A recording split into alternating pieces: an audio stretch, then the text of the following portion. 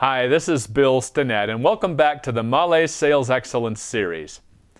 Today we're going to answer the question, how do you select your best competitive position to win? A subject that I think is very important in today's ultra-competitive marketplace. And so let's dig into this just a little bit. I think a lot of times when we talk about competitive strategy, that conversation eventually devolves into a discussion of, let's say, military strategy, where we've got two competing armies on a battlefield. And although I don't necessarily think that winning business is just beating the competition, in fact, sometimes I like to say, if your goal is to simply beat the competition, I think that you've already lost. And so what we need to think about, of course, is helping the customer. But to just use that military illustration just a little bit, one thing I found helpful for salespeople is to think about when you're getting ready to compete. What ground or what piece of, let's say, real estate on that battlefield do you want to take up, occupy, and defend? In other words, what's your competitive position going to be? And I want to share with you today, just real quickly, 8 or 10 different positions that you might take up, occupy, and defend as a way of winning business, or as hopefully a way to try to win business against competitive forces that obviously are very aggressively pursuing business themselves. So let's dig into this a little bit further and talk about number one is the position of best quality. Now this is a position that I think is one of the most defensible positions out there, because certainly every company is trying to become good quality, but to set yourself apart as best quality means that it's the finest, the fewest flaws, the fewest defects, the least mistakes, the most worry-free experience. Let's say the fewest breakdowns or failures in the field. This is an area I think that adds a lot of value, especially in the automotive market, because what we're doing is we're enabling our customer then to position themselves as best of quality to their customers. And so to bring best quality solutions to market, I think helps our customers to improve their position and their competitive position in their market. And as I always like to remind salespeople, if you can help your customers to better attract and serve the needs of and retain their customers, then that's probably going to be a very strong competitive position. Number two position you might want to consider taking up, occupying, and defending would be innovative products. Maybe we've got the latest and the greatest offerings on the market. Our solutions are simply a step ahead of our competitors. And of course, if we can prove that, and if we can continually stay out ahead of our competitors and be innovative, again, that helps our customer to be innovative in their market or innovative with their customer solutions as well. But it's a means or it's a way to set us apart. And I think that's the key with all of this, is really to help us position ourselves in a way that is different than our competitors. Now, I'd like to think that we're better. And maybe we're better in 18 different ways. But if we can at least be different, then we have a chance of justifying why they should do business with us instead of somebody else. And ideally, if it's a little bit better, we can justify why they should spend a little bit more money with us than somebody else. Number three area that you might want to give some thought to would be, let's say, customer focused. Maybe we're the most service-oriented and highly responsive organization to do business with. Now, I had one of your executives tell me recently, Bill, I'm not so sure that Mala is the most responsive, most service-oriented, customer-focused company. And I'm not going to argue with that. It's possible that we're not maybe as good as somebody else in the market in this particular area. But what we need to do, of course, is to determine what matters to the customer. And of course, we can't do this by talking only to the purchasing agent. You see, in a typical buying situation where you receive a request for proposal and they have a specification for a certain part or a certain sub-assembly already spec'd out, basically what purchasing is going to say to you, the procurement department is going to say, all you have to do is meet the specification and give us the best price. But you and I should remember that if this is where we start to differentiate ourselves and hopefully set ourselves apart, a lot of times it's too late. We have to prove to our client how we're different earlier on, which means we have to be engaged and have knowledge of some of these projects that are coming down the pipeline long before the RFP ever arrives. So we've talked about this in some of our segments before. We can't afford to simply just respond to whatever request for proposal or tender comes our way, because by that time a lot of times it's a little too late to actually take up an effective competitive position.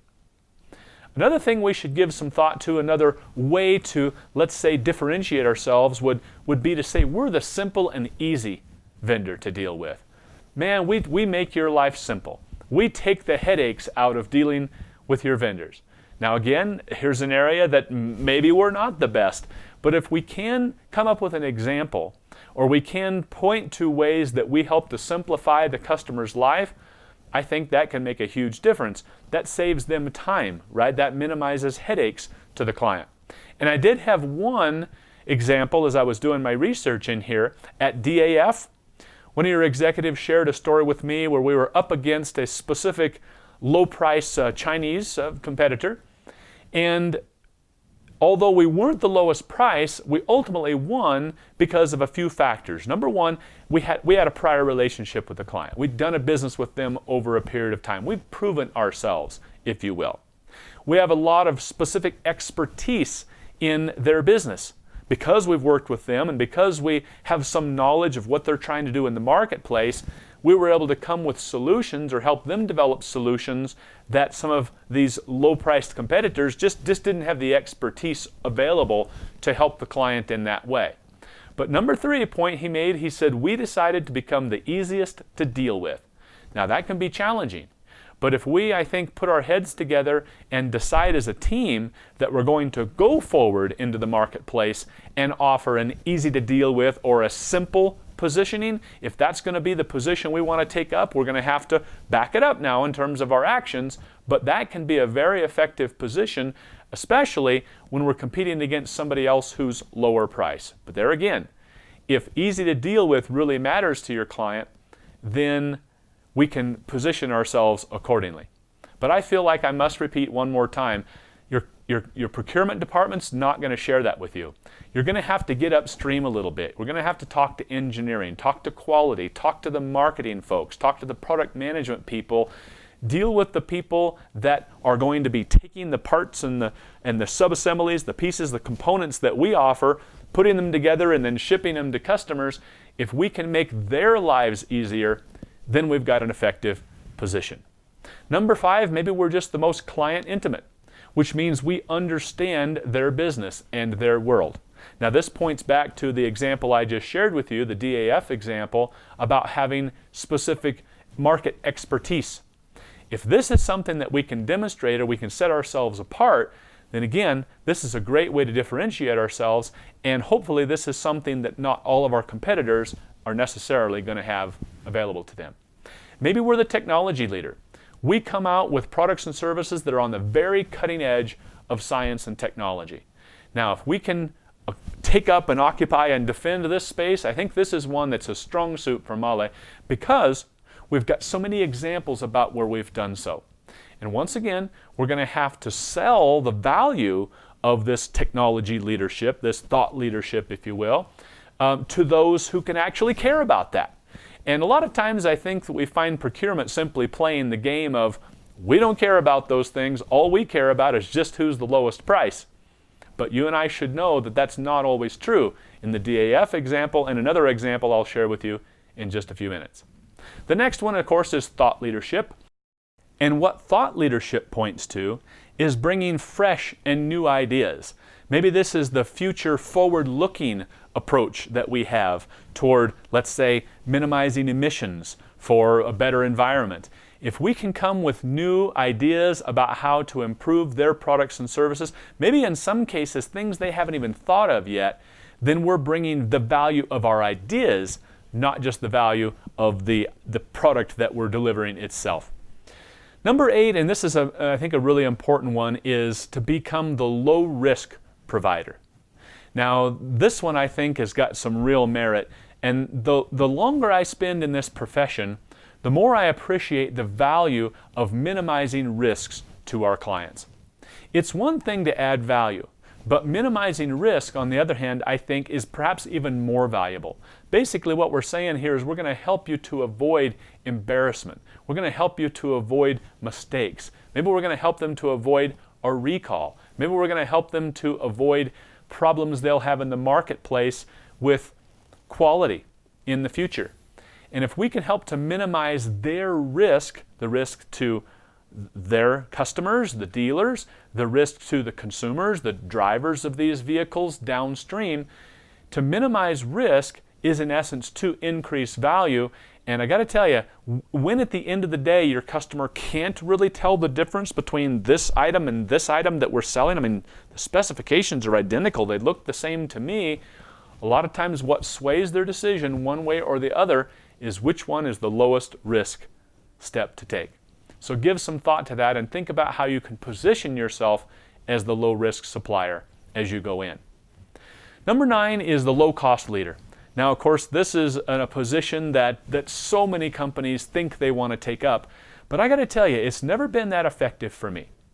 I've found that not only today in the sales training world, but in years previous when I was in the software and services world, becoming the low cost provider, the one that costs the least, not only drives down your margins and drives down your profitability, and that's a very tough position to establish because, of course, some of your competitors probably simply do have lower costs. Their costs are lower. And so the likelihood then of offering a product to your customer, is going to be greater. They're going to probably be able to come to market less expensive than you. But here's the other reason I don't like the low-cost leader as a competitive position.